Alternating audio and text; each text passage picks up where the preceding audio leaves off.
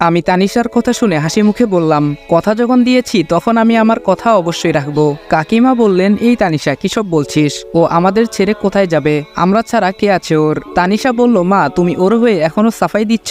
বুঝতে পারছো না কেন ওকে আমাদের বাড়ি ছাড়তে বলছি? কাকিমা বলল, কেন? তানিশা বলল, কারণ আজকাল ওকে দেখে আমার কেমন জানি ভয় হয়, যদি আমার দিকেই কুনজরে তাকায় তখন। তাছাড়া ও তো আর আমাদের রক্তের কেউ না, আর সবচেয়ে বড় কথা হচ্ছে ও তো একটা চরিত্রহীন ব্যক্তিরা পশুর সমান হয়, তারা কাউকে ছেড়ে কথা বলে না। আমিও তো মাঝে মধ্যে বাসায় একাই থাকি, সেটার সুযোগ যদি ও নিয়ে ফেলে তখন আমার কি হবে?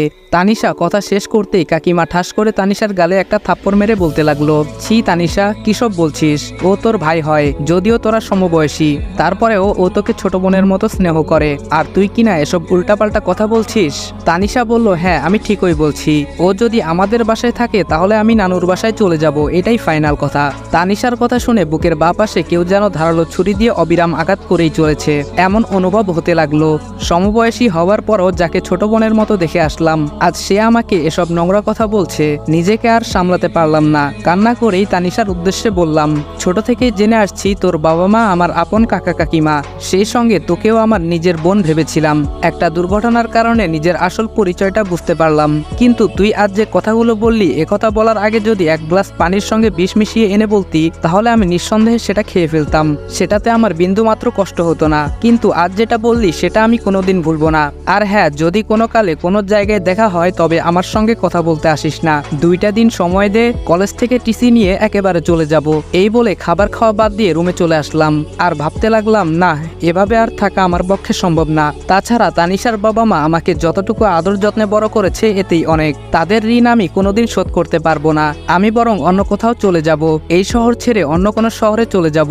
তার আগে স্যারের কাছে রিকোয়েস্ট করে যেভাবেই হোক টিসিটা আমাকে নিতেই হবে। পরের দিন কলেজে গিয়ে লক্ষ্য করলাম 2টা বাস কলেজের মাঠে, কিছুই বুঝতে পারলাম না। তারপর ক্লাসে বসতেই লক্ষ্য করলাম তানিশা আর রিদিতা অনেক হাসাহাসি করছে, কিন্তু আমাকে দেখেই তারা চুপ হয়ে গেল। একটু পরেই ক্লাসে স্যার এসে বলতে লাগলো, তোমাদের জন্য কিন্তু একটা সারপ্রাইজ আছে। সকল ছাত্রছাত্রী একসঙ্গে বলে উঠলো, কি সারপ্রাইজ স্যার? স্যার বললেন, সারপ্রাইজ হচ্ছে কাল তোমরা কলেজ থেকে শিক্ষা সফরে যাচ্ছ, তাও আবার একদম ফ্রিতে। এবার প্রিন্সিপাল স্যারের মেয়ের জন্মদিন উপলক্ষে শিক্ষা সফরে যাওয়া সকল ছাত্রছাত্রীদের জন্য একদম ফ্রি। স্যারের কথা শুনতে সবাই খুশি হলেও আমি খুশি হতে পারিনি। আগের মুডে থাকলে হয়তো এতক্ষণে হইচই করে ক্লাস কাঁপিয়ে ফেলতাম, কিন্তু এখন কেন জানি সেই আনন্দটা মন থেকে আসছে না। সেদিন আর ক্লাস হলো না, অল্প কিছুক্ষণের মধ্যেই ছুটি হয়ে গেল। তারপর প্রিন্সিপাল স্যারের কাছে টিসির কথা বলতেই তিনি অনেকটা রেগে যান। এরপরে প্রিন্সিপাল স্যারকে একটু বুঝিয়ে বললাম, তারপর স্যারও রাজি হয়ে গেল এবং বলল, কাল সকালে টিসি নিয়ে যেও। স্যারের সঙ্গে কথা বলা শেষ করে তারপর বাড়িতে চলে আসলাম।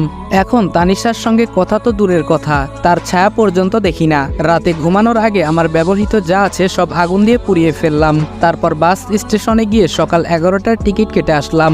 গেটে আসতেই কাকিমা আমাকে দেখে বলে উঠল, কিরে বাপ, এত রাতে কই গেছিলি? আমি বললাম, লিজানের সঙ্গে বিয়ের দাওয়াত খেতে গেছিলাম, এর জন্য একটু লেট হয়ে গেল। কাকিমা আমার পকেটে কিছু টাকা গুঁজে দিয়ে বলল, এই 2000 টাকা রাখ, কাল আবার তোদের কলেজ থেকে নাকি শিক্ষা সফরে যেতে হবে। তানিশাও টাকা নিয়েছে, এখন তোরটা নে। কাকিমার কাণ্ড দেখে চোখের কোণে পানি জমে গেল। আমার বিশ্বাস করতেই কষ্ট হচ্ছে যে এরা কেউ আমার রক্তের না। নিজেকে আর সামলাতে না পেরে বলেই ফেললাম, তোমরা আমার সত্যিকারের বাবা মা কেন হলে না বলো তো? কাকিমা বললেন, পাগল ছেলে, তুই আমার পেটের সন্তান না হলে কি হবে? তানিশাকে যেভাবে আদর যত্নে মানুষ করেছি তোকেও সেভাবে মানুষ করেছি। শুধু কি সন্তান জন্ম দিলেই মা হওয়া যায়? এমনি কি হওয়া যায় না? আমি বললাম, হ্যাঁ তাই তো, তুমি আমার কাকিমা না, শুধু মা। হ্যাঁ এবার ঠিক আছে, যা ফ্রেশ হয়ে খাবার খেয়ে ঘুমিয়ে পড়। কাকিমা এই বলে চলে গেল। কাল সকালে স্যারের কাছ থেকে টিসি নিয়ে এসব মায়া ত্যাগ করে এই শহর ছেড়ে চলে যেতে হবে ভাবতেই কেমন জানি বুকের বাঁ পাশে দুমড়ে মুচড়ে যাচ্ছে। রাতে ঘুমানোর আগে লক্ষ্য করলাম আমার কয়েকটা ছবি দেয়ালে লাগানো আছে।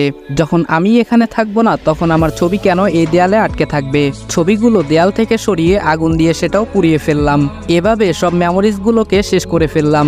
এখন কেউ রুমে আসলে বুঝতেই পারবে না কেউ এখানে ছিল কিনা, তারা সেটা ধরতেই পারবে না। রাতটা নির্ঘুমে কেটে গেল। সকালে উঠে ছাদে গিয়ে কিছুক্ষণ ভাবলাম, কোথায় যাব, কার কাছে যাব? তেমন তো যাওয়ার কোনো মাধ্যমই পাচ্ছি না। আত্মীয় স্বজন বলতেও কেউ নেই, তাহলে যাবোটা কোথায়? ভাবতেই রাকিবের কথা মনে পড়ে গেল। সে হয়তো আমাকে কোনো একটা উপায় বের করে দিতে পারবে। এসব ভাবতেই দেখলাম তানিশা হাতে ব্রাশ নিয়ে আমার সামনে মাথা নিচু করে দাঁড়িয়ে আছে। হয়তো কিছু বলতে চাচ্ছে, কিন্তু কোনো এক সংকোচ বোধের জন্য কিছু বলতে পারছে না। এখন তানিশার সামনে দাঁড়িয়ে থাকতেও আমার লজ্জা করছে। যাকে আপন বোন ভাবতাম, সে আমাকে চরিত্রহীন বলে অপবাদ দিল। তার সামনে কিভাবে থাকা যায়? বেঁচে থাকলে তো ওর সঙ্গে কথাই বলবো না। ওর বলা কথাটা আমার মরণের আগ পর্যন্ত মনে রাখবো। এসব ভেবে কোনো কথা না বলে তানিশাকে ছাদে একা থাকতে দিয়ে চলে আসলাম। ফ্রেশ হয়ে খাবার খেয়ে স্কুল কলেজ লাইফের কাগজপত্র সব ফাইলে ভরে নিলাম। তারপর ব্যাগে 2টা শার্ট 2টা গেঞ্জি ভরে নিলাম। এখন কলেজে গিয়ে প্রিন্সিপাল স্যারের কাছ থেকে টিসিটা নিয়ে এই শহরের সব মায়া ছেড়ে যাব। তারপর রুম থেকে বের হতেই কাকিমা আমাকে দেখেই বলে উঠল, কিরে বাপ, কলেজে এখনো যাসনি? আমি বললাম, হ্যাঁ কাকিমা, যাচ্ছি। কাকিমা একটু সন্দেহ করে বলে উঠল, তাহলে ব্যাগ নিয়েছিস কেন? তানিশা তো ব্যাগ ছাড়াই কলেজে চলে গেল। আমি বললাম, না তেমন কিছু না কাকিমা, ব্যাগে আমার নতুন টি শার্ট আছে, সেটা ওখানে লাগবে, এর জন্যই নিয়ে যাচ্ছি।